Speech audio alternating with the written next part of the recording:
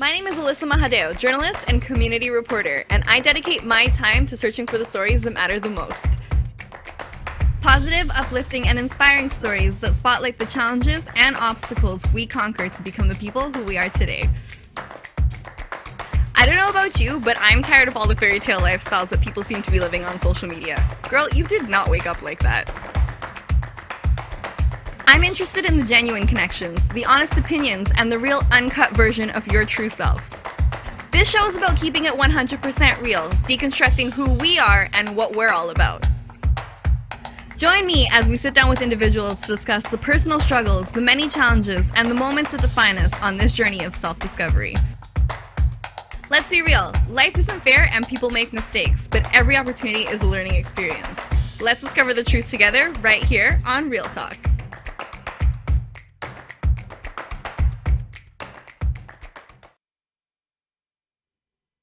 Hello everyone, and welcome to another edition of Real Talk. I'm your host, Alyssa Mahadeo, and you guys join me every Friday from 1 to 2 p.m. and I talk about things, keep it real. And today on the show today we're discussing something that is a really exciting and interesting topic to me. Personally, I've considered it myself. I'm sure a lot of the audience probably considered it themselves as well, and that is volunteering abroad. Awesome. So today on the show I have Miss Tina Sweeney, and Tina your title is, sorry. No, that's fine. I work you are the Outreach and Partnerships Officer for Cuso International in the Toronto Satellite Office. I wrote it down and then I was like, where is it on the page? Don't worry. This is what happens. So Tina, you've been working for Cuso International for how long now? So that's a great question that I didn't think through a little bit, but probably September will be coming up on 4 years. Mm-hmm. Yeah. 4 years with Cuso International. So Cuso International actually is a nonprofit international development organization working to improve the lives of people living with poverty and inequality around the world. Correct. Right? So a lot of what happens is volunteers will now go out using their skills and their professional, education to help in these countries to, either teach people, to train people, or to work on things that they need to be done. Absolutely. And thank you for the introduction. Thank you to Real Talk.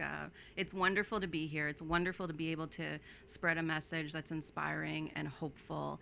And so just to backtrack a little bit, 3 years sounds like I just started my career. Mm-hmm. I actually had a bit of a career transition. Mm-hmm. I started my career in marketing and advertising, traditional consumer packaged goods, that sort of thing. Okay. And then I got burnt out. And so at that time, I think people within their career take a step back and start to reflect on how can they make an impact in the world? How are they going to leave their legacy? What is the second half? And I heard you just say in the introduction that, overseas volunteering has been something on your bucket list. And so for me, I had the opportunity to go to Tanzania, and I worked in education with the United Nations Education Fund, mm-hmm. Teaching in primary school. And that was really the catalyst that kind of combined proximity. And we see so many different images coming out of the continent particularly that aren't positive. Mm-hmm. And so the opportunity for travel to volunteer abroad is that opportunity to be in close proximity mm-hmm. with the real talk, the real stories, what's happening full and foremost in communities around the world.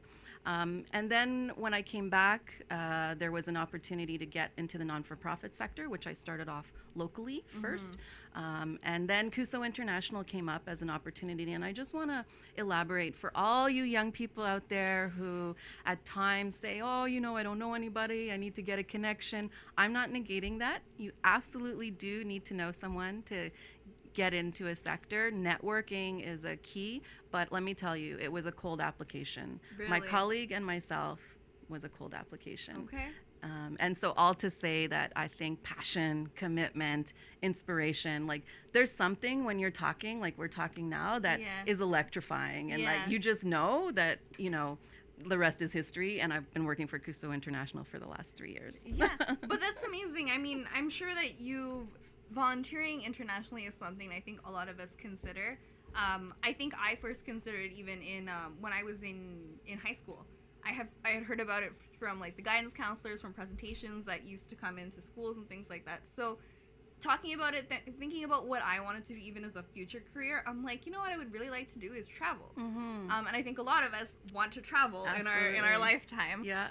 And what better way to do it than volunteering internationally, because you're also traveling, but you're also using the skills and application and applying it to the real world and also helping to, you know, change something. Absolutely, and I think that's key, and I'm so happy that the school systems have implemented some kind of volunteer component to graduation. Yeah. So there's different organizations that are also looking at the university level. How can young people get that global context, that cultural awareness? We know that employers are looking for some of these key elements when they're hiring. So volunteering is one of those opportunities that will really drive your value as a potential employee in the future. Cuso International, I heard you get excited when we were talking informally before we started, is a Canadian organization. What up for Canada? We've been around since 1961, and we've deployed over 13,000 volunteers, 13,000 volunteers to over 16,000 individual placements globally. Wow. Currently, we're in 20 countries around the world, and that consists of Southeast Asia, the continent of Africa, Latin America, and the Caribbean, which is also under Latin America.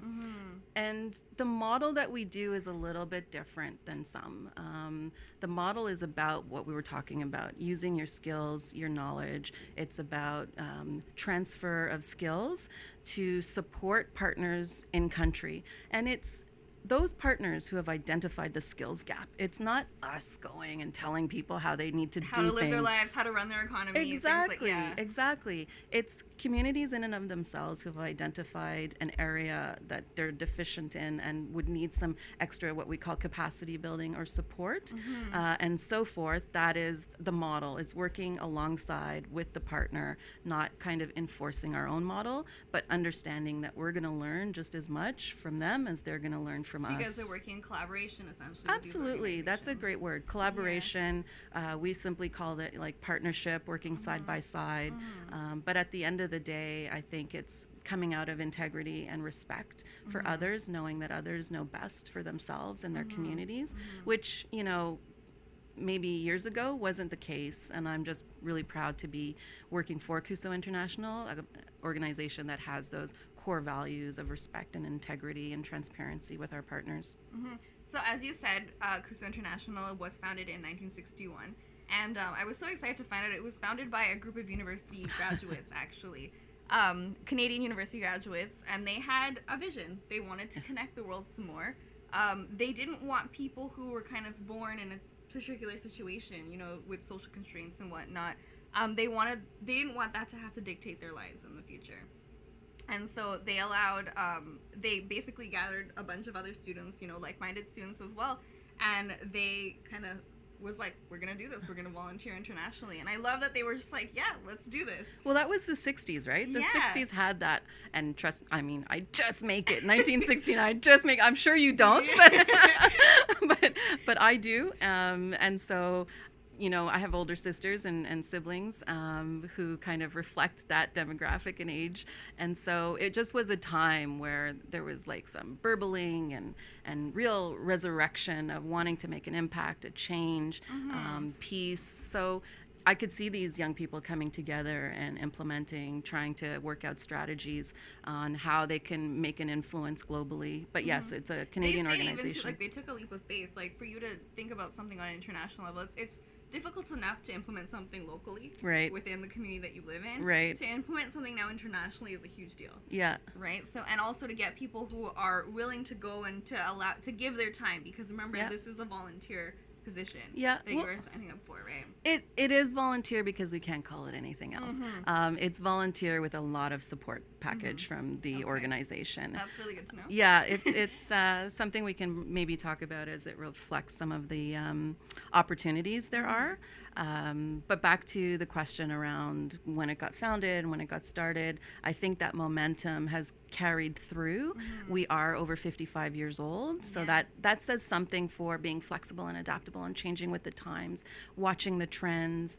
Right now, the Global Affairs Canada's overall international development scope is around a feminist policy. We know that our Prime Minister, he was actually on another show this morning here in Toronto, and it was really refreshing for him to articulate again that Canadians are globally minded, they're well informed, and that just goes alongside synergistically with the work that we do. We are recruiting Canadians and permanent residents to use their skills and talents in a global context. I think also as well, earlier this year, or not earlier this year, but actually a couple months ago, I was at We Day, and to see the younger generation, the way they've gotten involved with the same things, like they're having these discussions in the classroom now. So it's like, what are we going to do to help people who are less fortunate? What are we going to do, like making them aware that these are things that are happening and these are things that we need to address? How can we help them? Because we're living here and we're privileged.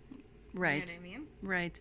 Yeah, I think, wherever your entry point is into getting information about international development and cooperation, good for you. Yeah. Ours model is more of a sustainable development model in that, once you leave, all of that knowledge has been imparted with our community partner to then build and continue on and to kind of move forward from there. So I think, sustainability, you mentioned another group, and so I just wanted to reflect that there's differences within our organizations, and ours is a sustainable development model. Exactly. So we're going to take a quick break, and when we come back, we're going to continue talking. Yeah, we're going to continue talking a little bit more about Cuso International and the work they're doing and how you guys can get involved. Okay, so stay tuned. Be right back.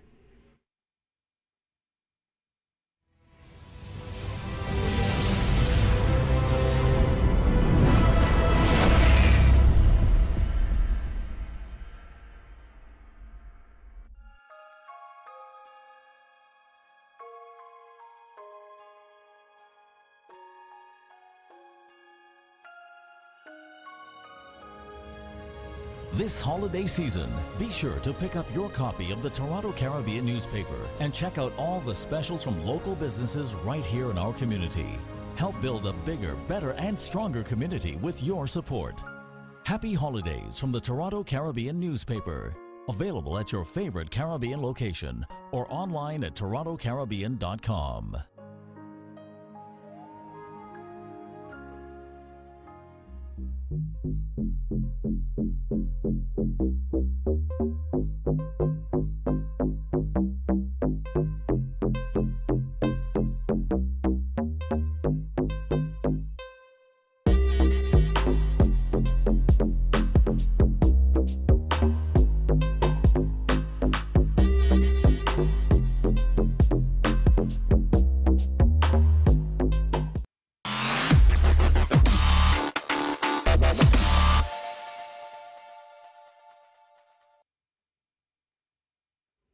Welcome back. You're watching Real Talk with your host, Alyssa Mahadeo, and today we are talking about volunteering internationally with Cuso International, and today I have Tina Sweeney, representative from Cuso, and she is giving us a lot of information actually about what the organization does and how they are affecting, the world on an international scale.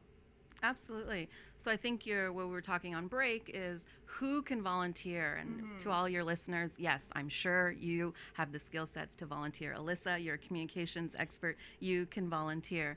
The gentleman who's doing the technology in the background, you had Jordan. Sorry, I forgot your name. Jordan, you're able to volunteer as well.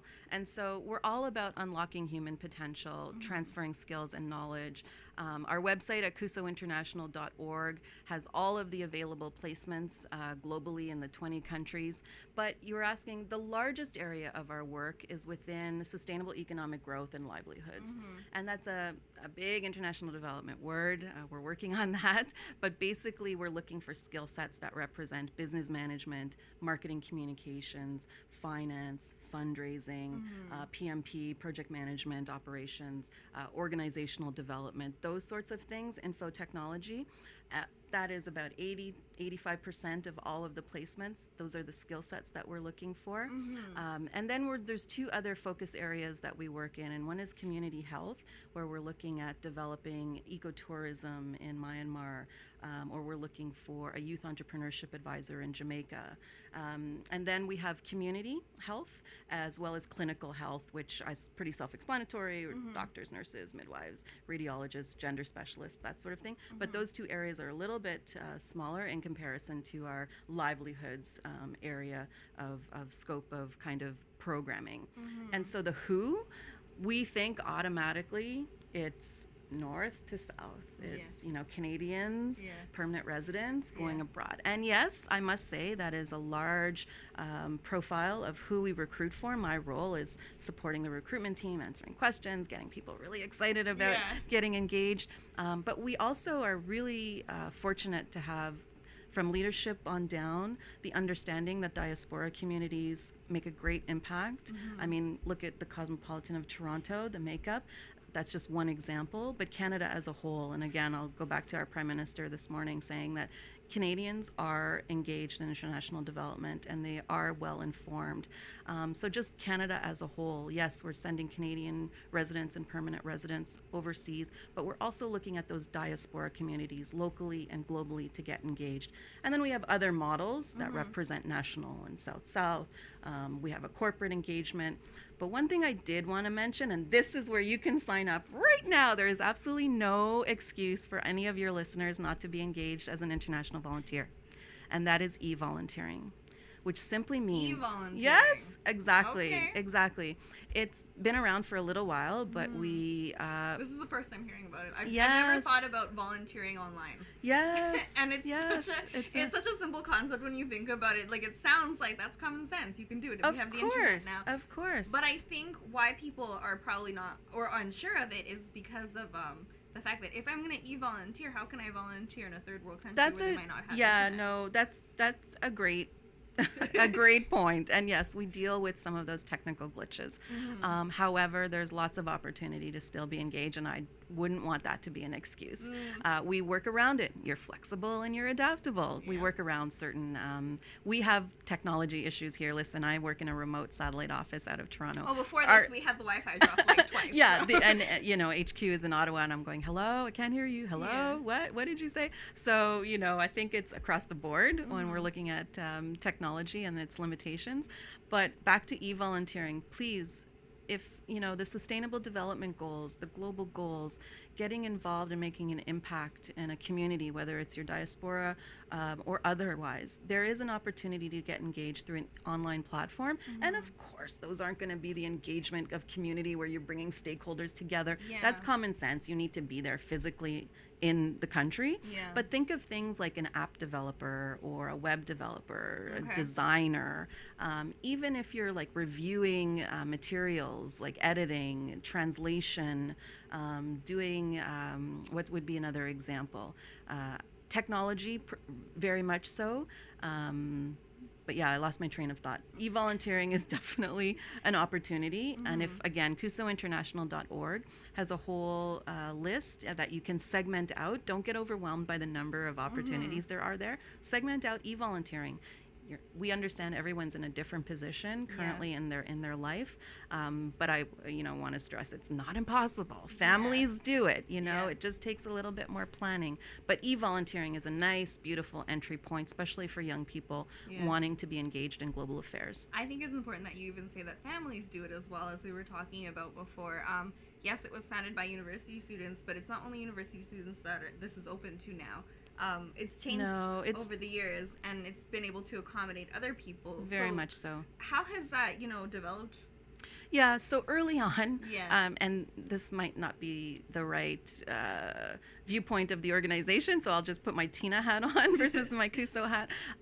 But what the stories that I've heard are that it was a big party. So university students would graduate and then they'd go overseas, and it took some time to really, after the excitement of graduation, exactly. We know how university students are, guys. Exactly. We get really excited about things, and then we don't know how to organize ourselves. So early on, I think in the mid '60s, shortly after it was set up, they said, you know what, we think we need to recruit and get people who have some technical skills, some understanding, have a baseline criteria of 2 to 3 years of work experience under their belt, so they're ready to roll up their sleeves as soon as they get in country, versus taking so much time to ramp up and kind of learn a little bit about the work that they'd be doing. They're already ready to implement some best practices, which makes sense. Yeah, I mean, it's like a job application. When you apply for any type of job, they're like, okay, well, do you have any experiences that you've applied in the real world? Exactly. Because also, like, when you get university students, a lot of us have come out of school and we're now kind of trying to find our grasp in the world as well. Yeah. We've just learned, the skills. We don't know how to apply the skills. Though, right. Because it's not like, yeah, they give us projects and essays and whatnot, but at the same time, we haven't been able to, like, this is a project that's going to be out there that people are going to see, opposed to something I'm going to handle to my professor. Yeah. Right? Yeah, theory and practicum, as we both know, are very, very much this far apart. Exactly. So, getting that experience in country is not necessarily what we're wanting you to do. We're wanting you to bring existing already skill sets and talents to the forefront for working with our partners. So what is the application process like for someone who is a prospective volunteer? Yeah, so I think the first thing you might be surprised at when you're looking to volunteer overseas is the model that Cuso International uses is a sustainable development model, and that model is long-term. So the minimum stay is 6 months. The maximum is 2 years. We're looking for people to go for 6 months to 2 years, and a little bit in between. But we really love it if you go for a year. Like, that's how we know you're going to be really effective and impactful. I think you can integrate yourself into the society or the community that you're a part of at that point. Absolutely. And like I said, there's some baseline criteria that we're looking for. You need to have a recognized certificate, qualification, graduation, or work equivalency. You need to, as we mentioned, a 2 to 3 year minimum kind of work experience under your belt. We will happily take you if you have more work experience. But there's a baseline there. Essential kind of interpersonal skills, how you work with others, willingness to have a modest salary. We call it a salary. We should actually call it a stipend, and work in similar conditions as your colleagues in the country. You need to be prepared to invest some time, personal time, in training about your placement and self-briefing about your placement. And you need to be, if language consideration is within your placement, because we work within Spanish-speaking countries, Portuguese, as well as French Africa. If that is where you're going, you need to also develop the technical language requirements. You need to be a successful candidate and graduate from assessment day. And assessment day is something that Cuso looks at. It's 6 dimensions, soft skills, basically, to narrow it down. We're looking that you have a positive, realistic commitment. We're not there, there's only so much you can do in 6 months. Yeah. You 6 months flies these days. Yeah, exactly. Yeah. You have a commitment to learning. You're flexible and adaptable, like we talked about. You have a self-assurance. You're willing to work with others, and you're really sensitive to others' needs. And then the last 2 areas is your medical and your police references. And then, because we're a non-for-profit and a charity with a registration number, we look to have support from our volunteers to help us fundraise. And so there is an ask of a $2,000 fundraising fee. So those are the kind of entry points of getting into understanding what it will take to become a successful candidate for Cuso International. Well, that's the thing. I mean, if it's something that's non-for-profit, it needs to be funded somehow, guys. Thank you. Oh, our RD ears are burning. I know they're very happy. And this is the season of giving. So there's lots of opportunity. We have a Cuso Can Fund running right now. It's a beautiful, beautiful, beautiful video resource development team as well as our communications team went down to Ethiopia and did some really nice work in filming about the impact that midwives are having in communities and hospitals. And so I encourage you again, cusointernational.org, Cuso Can Fund. There's all kinds of ways to get involved.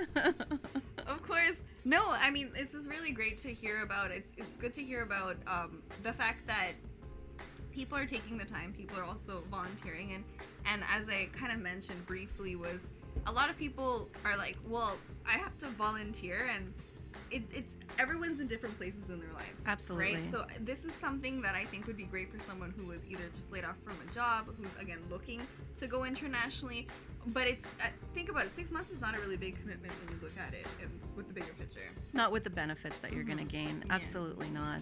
That's also like job experience as well. Think about it. 100%, and global context job experience. Yeah, so you're like, you went internationally and did what? Exactly. Right. I think employers really want to hear about that experience. They also see that you can work in that type of environment. Absolutely, that you're Right. flexible and adaptable. You know how to, work as a team. You have intercultural sensitivities. All elements of a They're all great employee. transferable skills Absolutely. that you can use when you do come back here and you decide to implement yourself in the workforce. So 100%. we're gonna take another quick break again. Time is just Already? flying. No. Yes. So we're gonna take a quick break. When we come back, we're gonna hear more from Tina and Cuso International. So stay tuned.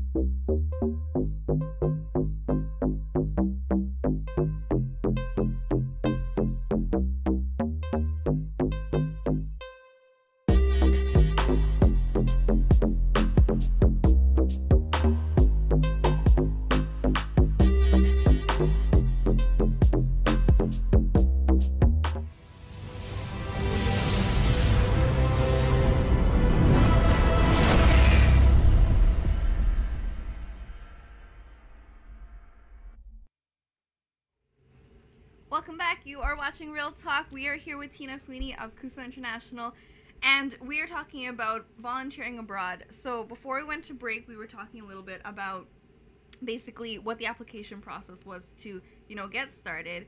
And as we mentioned, this is a nonprofit organization, and you are volunteering your time. But Cuso International actually offers a lot of support packages in order to help you, because they know, guys, you can't just go down there and expect to uproot your entire life and have no support whatsoever. So Tina, what are some of the support packages that Cuso International offers? That's a great segue into understanding that not all organizations do this. Yeah. So it's really fantastic that if you do want to do a volunteer placement overseas, that you really look at Cuso International as your first choice, because we do provide that ongoing support. So, you get a modest living allowance. We call it a stipend, and that stipend is pending country to country, but it's enough for you to live comfortably. Your accommodations are covered while you're in your placement, and accommodations could be, your own apartment, it could be house share, house kind of common area share, but private bedrooms.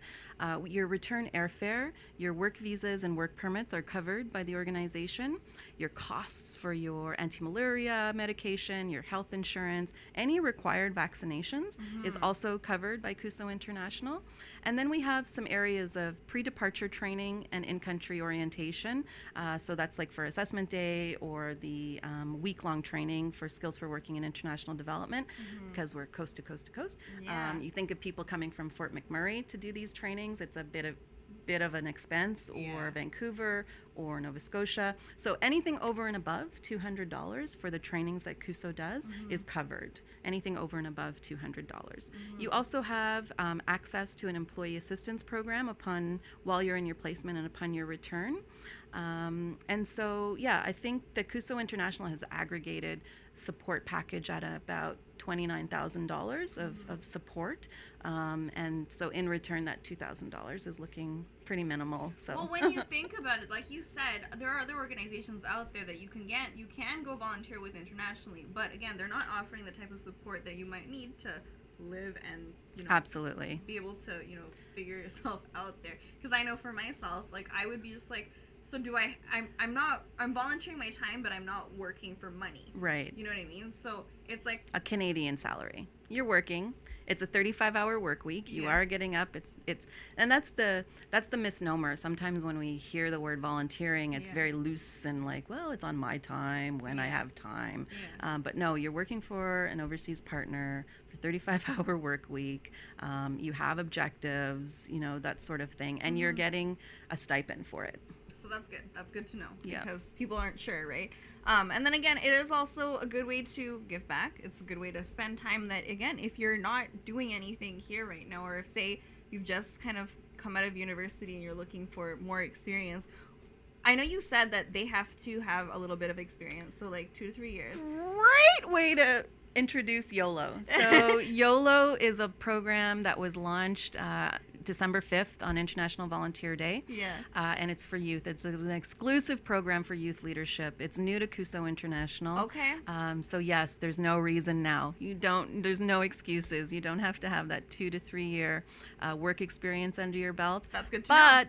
But you do really need to have leadership qualities, and I can help you work on that.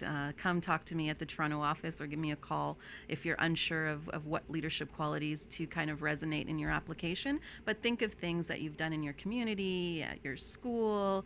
Maybe you're working because it's age 19 to 30.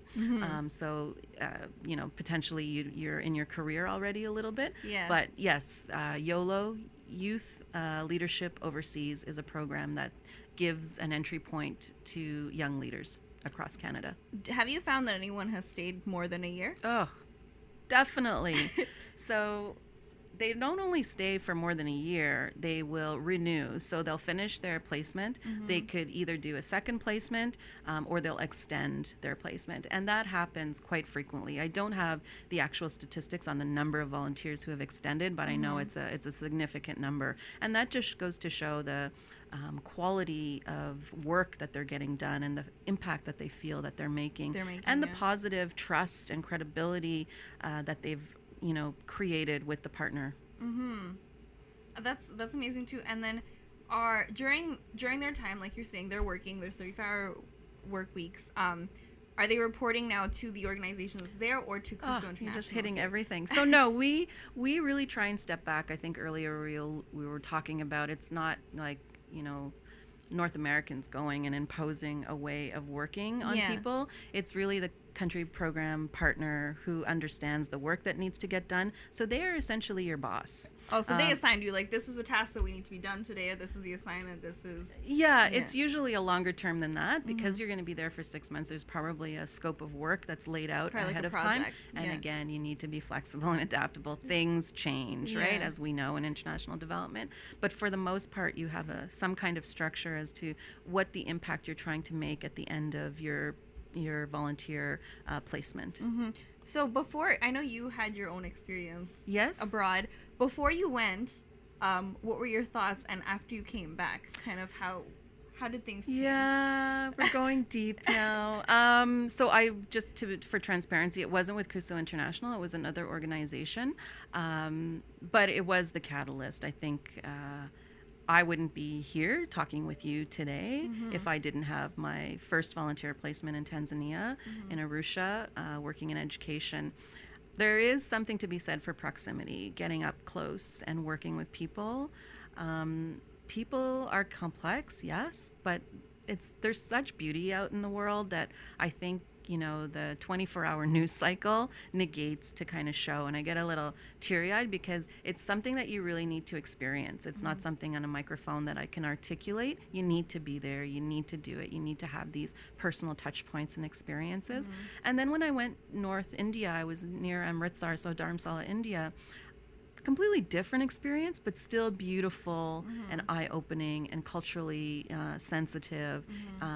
I wouldn't be the person I am today, and I think it broke down some real hard misconceptions. As it does when you're integrated into the society that you've only heard about or you've seen in pictures or you've seen a documentary about. It's kind of my goodness. Yeah. It is.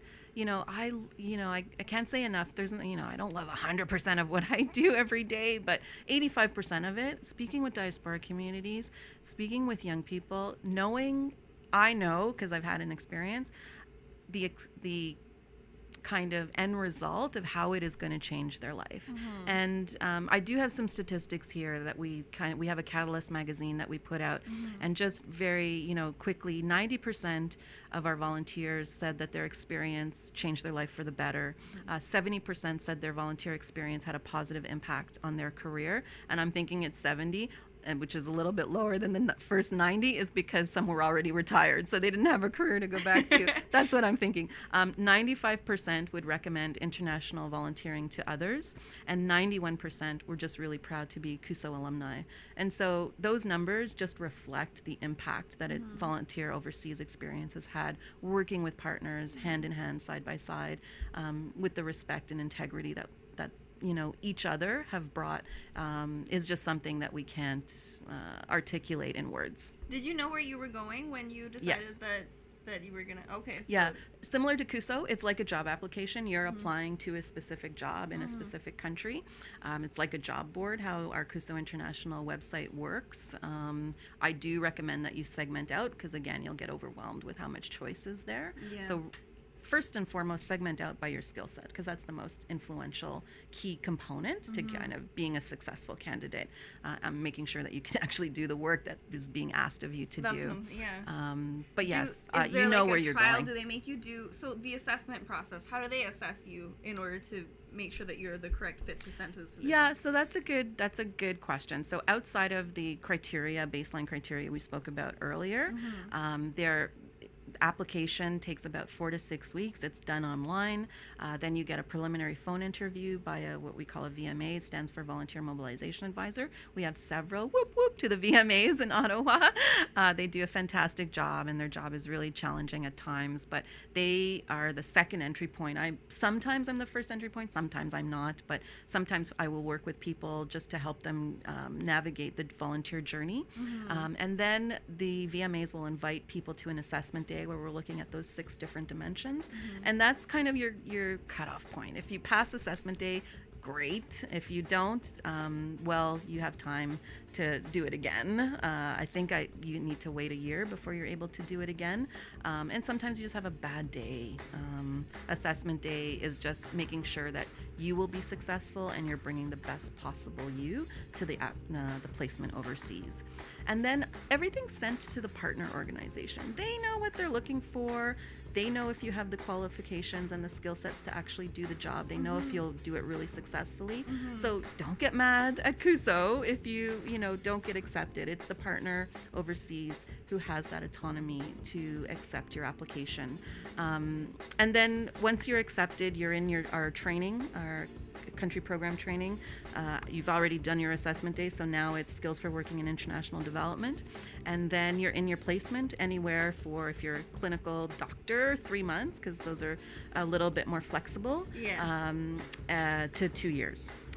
And then from there, you're reintegrated back into Canada, Canadian society, and hopefully you'll do things, instead of me being here, you'd be here. I'd have an alumni here with you. Yeah. So we're going to take another quick break, and I think when we come back, we're probably going to wrap things up. Perfect. And we're going to find out again how you can get involved more with Cuso International. Thank you, Alyssa. We'll be right back.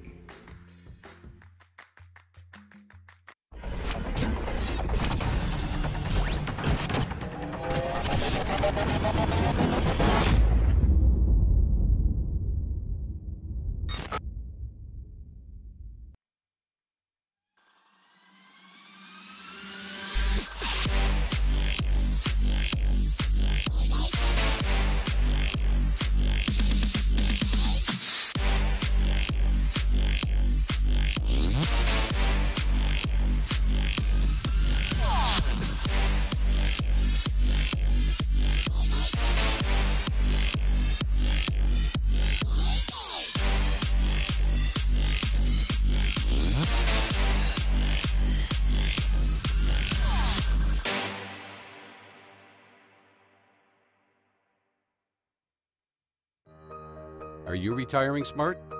Make your home's equity work for you. With your home's equity and our 30 years of experience, the Retire Smart Properties team can help you achieve the quality of life you've always wanted. Our services are 360 degrees. We'll give you advice, take care of staging and selling, and help you find the perfect home and community to transition to. It's time to enjoy the retirement lifestyle you deserve. Visit our website today to learn how you can use your home to retire comfortably. The Retire Smart Properties team, powered by RE/MAX West.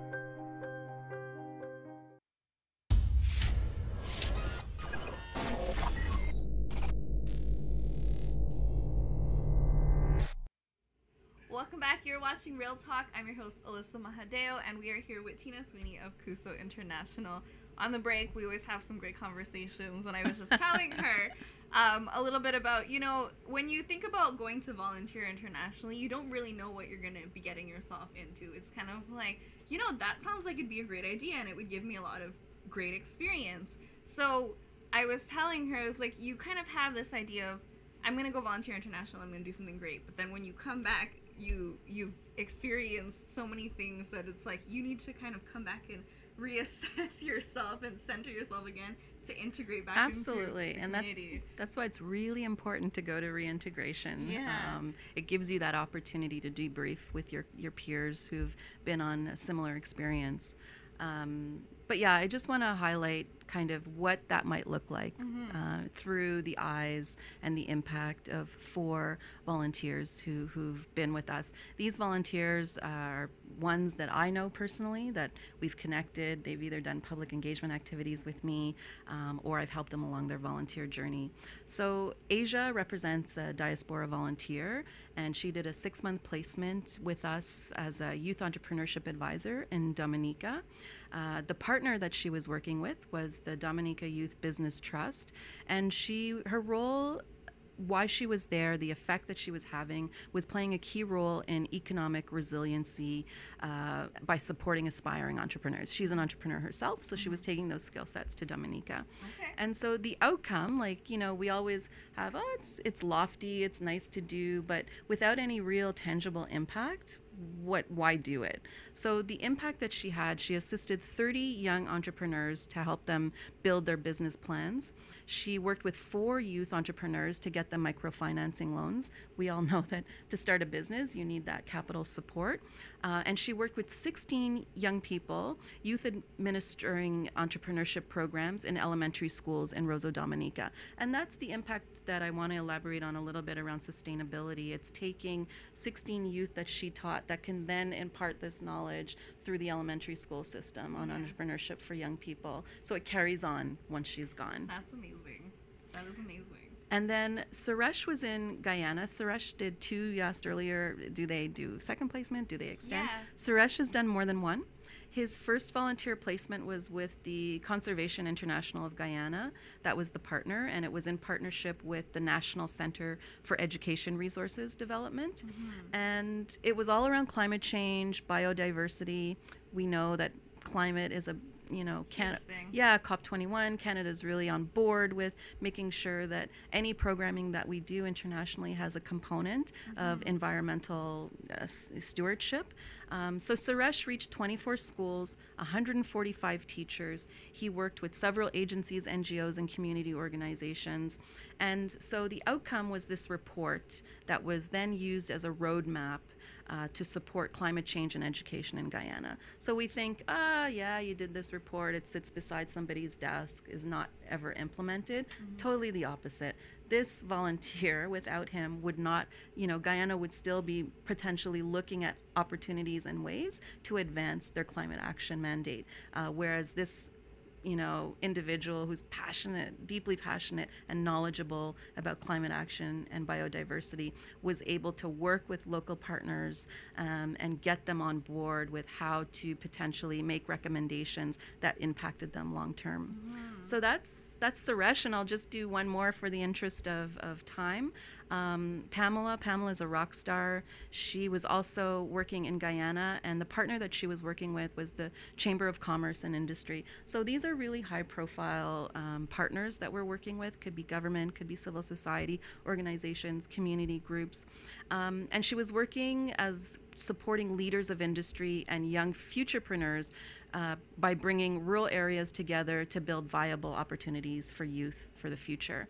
And again, the workshops that she organized have now become a monthly fixture, giving entrepreneurial youth the tools and networks they need to build their own businesses and support their communities and families. This is work. It's not volunteerism. You're actually making an impact that has a sustainable long-term effect on communities and people, eradicating poverty and reducing inequalities globally. And we have, gender equality, social inclusion, as well as the environment are built in and fundamental to ensure that everyone's getting their voice heard. So someone like me, who's a communication specialist, what kind of jobs would I be able to do? Like, what kind of positions are organizations in different countries looking for? Tons. So you could go to Ethiopia and do some marketing communications around maternal newborn child health care, access to quality health services. I mean, you might not have the technical language, but the doctors and the community will support you in that. You know how to reach them. I mean, you have some communications know-how as to best practices, and working alongside the partner, they will tell you, nobody reads paper. We need to do a play. So how do you get your message across that's going to be impactful, be heard by the people, and utilized? Communications is a key area that if I had my phone here with me now, we can go on and I can sign you up tomorrow, make sure that you got into the database. And communications is something that is only within that country? Or is it on an international scale? It's on a global scale. So 20 countries we're in currently. You can most likely do communications anywhere. As I was saying earlier, that falls under kind of our livelihoods. So any business management, marketing, communications, those are areas, whether you're in Myanmar, Laos, if you're doing ecotourism, whether you're promoting education, working with hospitals on Midwives Saves Lives. Communications is one of those fundamental key technical, and I can see you smiling, you want to go. This is fantastic. This is what I'm here for. To recruit. There's always an opportunity for you to use your skills. That's amazing. And honestly, like, when you think about it too, it's like sometimes when you're in a position, because you've been doing something for so long, you're just like, how am I supposed to apply this anywhere else? Right. It's not until you've kind of integrated yourself into another community or into another, scenario that you can see, I have these thoughts, these ideas that I can share to make this economy better, or this situation better, this community, these people. I think for me personally, like, I enjoy working one-on-one with people, and especially young people. Yes. I prefer to, share my own experiences and help them through theirs. Yes. I think it's helping people to express themselves. 100%. Yeah. I think being that coach, the economic unemployment situation is global for young people. They're having a hard entry point getting their first job. Yeah. Volunteering overseas will help that. It will support them in developing a well-roundedness of skill sets.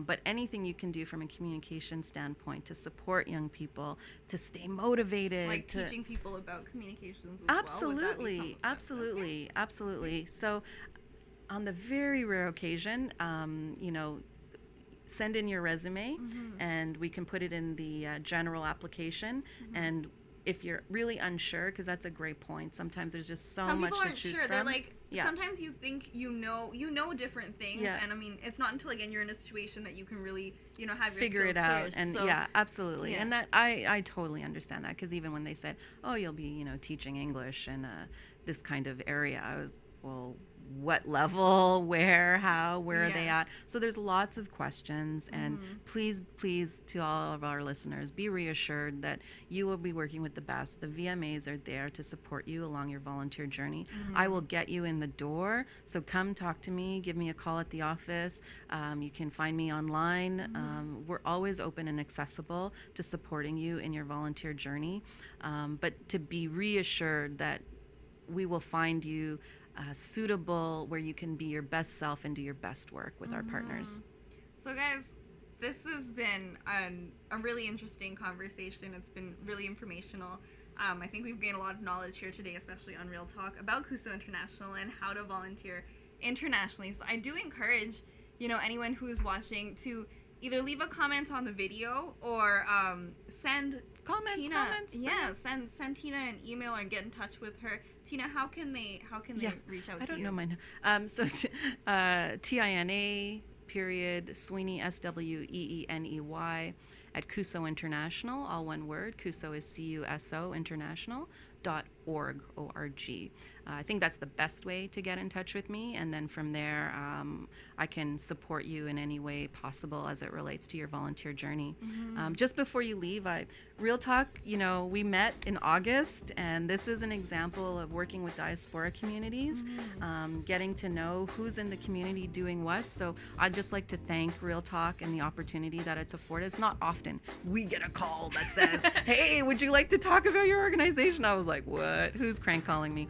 So this is absolutely fantastic. I'd also like to just thank our alumni, because essentially without them we can't do the work. It's really on our alumni, and they're great global ambassadors and citizens, both locally and globally. And finally, Global Affairs Canada, who's supporting us generously within our programming to get the work done and to bring awareness to Canadians on how to get involved in international and cooperation. So there's something for everyone. I know I see the clock out of time. Honestly, yes, there is something for everyone. I encourage something for everyone. The viewers to go out there, check out the website, see what it has out there if that's something that you're interested in. Volunteering International. Share it with people who you might know in your own lives. This is the season of giving, guys. So what better way to give back?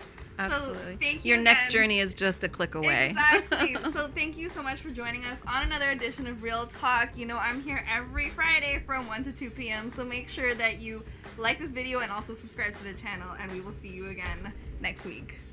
Thank you.